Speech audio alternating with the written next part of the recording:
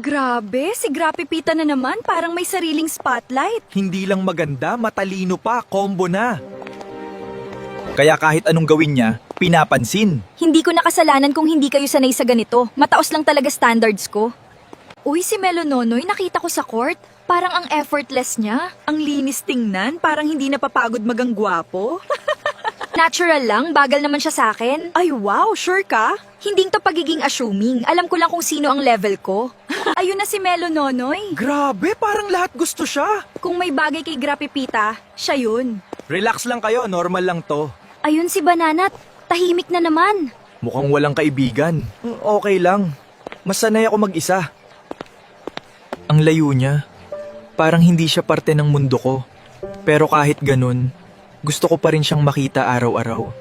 Pre, siya crush mo? Sigurado ka ba dyan? Uy, tumingin ka muna sa salamin bago ka mangarap. Wala naman sigurong masama kung hangaan ko siya, di ba? Hi, pwede ba kita makausap? Hindi, ang awkward. Grapipita, gusto kita. Bakit parang ang hirap sabihin? Grapipita, Yes? pwede ba kita makausap kahit saglit lang? May gusto lang sana akong sabihin.